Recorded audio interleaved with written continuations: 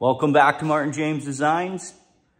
This is a Sporty Bobber build, episode 8. We've got all the powder coating done now on the engine, and we have the engine painted, as you can see behind me. And we're gonna put it in the bike today. So we're gonna get the engine in, start getting it all dressed up. I'm finally gonna start seeing this bike go back together. I have a friend, Nick, coming over. He's gonna give me a hand to put this engine in. So we're just gonna jump right into it. Got Nick here. How's it going, guys? He's gonna give me a hand. We just quickly popped the kickstand on. It's just easier to get that on first. We got all the engine mounts. We're gonna get the bolts over here and the nuts ready to go that we have powder coated. And first things first is to get this lift dropped to the ground or bring the engine hoist over. And we'll start mounting it. Okay. Pull it over.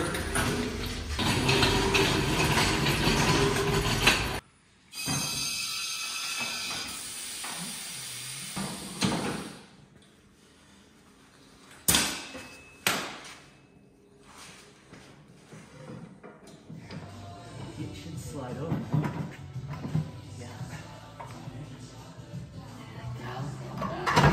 There you go. So next step is to get this bushing in here. Okay, well, if you need to push it around a little bit, I'll hold the motor. Yeah, it's gonna have to slide your way, like slide the engine. Stop it. Okay. So let's figure out what socket this is. Why don't you try to actually crank that in? Oh. Extension.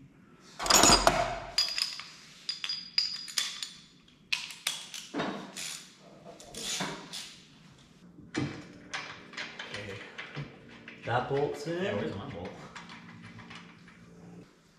Yeah, and then because all the engine like stabilizers, like there's one back here. This one has to go in. And then there's one up here, right there, and I think there's even one more. But the engine's in. Sweet. Okay, me and Nick got the engine in.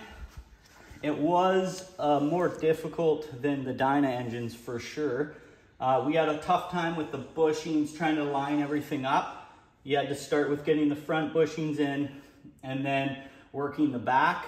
And the swing arm won't fit until these brackets are put in place. So once we sandwiched the front motor mounts in, and then we got the rear with this bracket in, then we were able to put the swing arm in. So the engine's in, just on its bushing mounts, but we obviously have to put the stabilizers on, and that's pretty much it. Then we're gonna start slowly piecing all of the engine components back together. So we'll get on that next. Okay, it's been a good couple weeks. Got a little delayed, so I'll show you what happened and what I learned and then what I had to wait for. Okay, so I removed the head bolts because I didn't realize, but the Dyna and the Softail actually, well, I'll tell you guys about this one after, but this is a two-piece rod covers, the tappet covers here.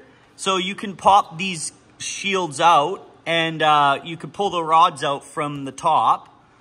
However, this is single. It's one solid piece.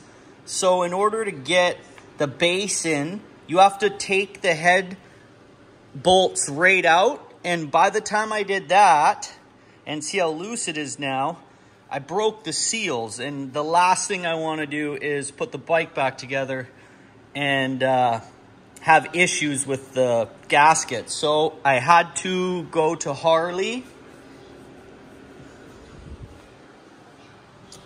Where are they?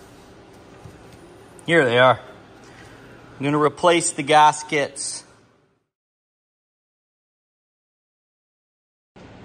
All right, I'm literally gonna redo everything because I just thought about it. By the time I pulled the jugs, got the cylinders, the pistons exposed, changed all the gaskets, I'm reusing the piston rings and I'm reusing the pistons.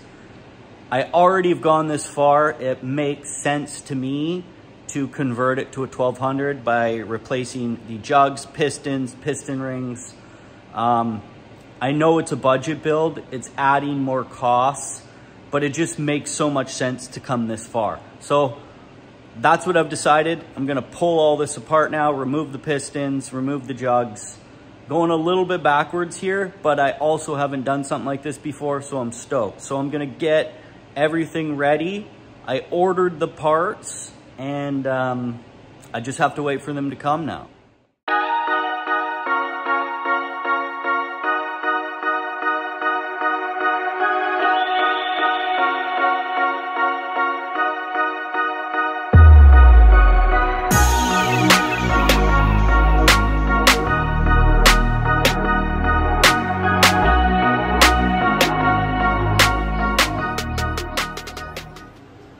Okay, this is where I'm gonna leave it.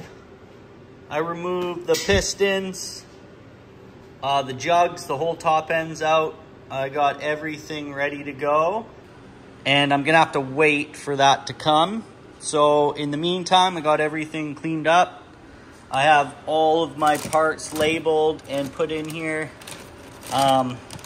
ready to go. So that's, at least everything's painted and powder coated, so I get to just put everything back together, which is good. Okay, I'm gonna leave this episode here. I learned a lot. It's pretty cool to be able to do the whole conversion myself and stuff. And once I started to dig into it, it just made so much more sense to do it. It's about $1,200. I know this is a budget build. However, if you just took this out of the equation, you could save $1,200. But now the bike is gonna be, well, it's gonna be a 1200. It's not an 883. So I've just ordered the parts from Fortnine.ca. That's where I get most of my parts from. I have to wait now another week before it comes. Also, I wanted to point out it's hard to get parts here. I'm about an hour away from the closest Harley dealer.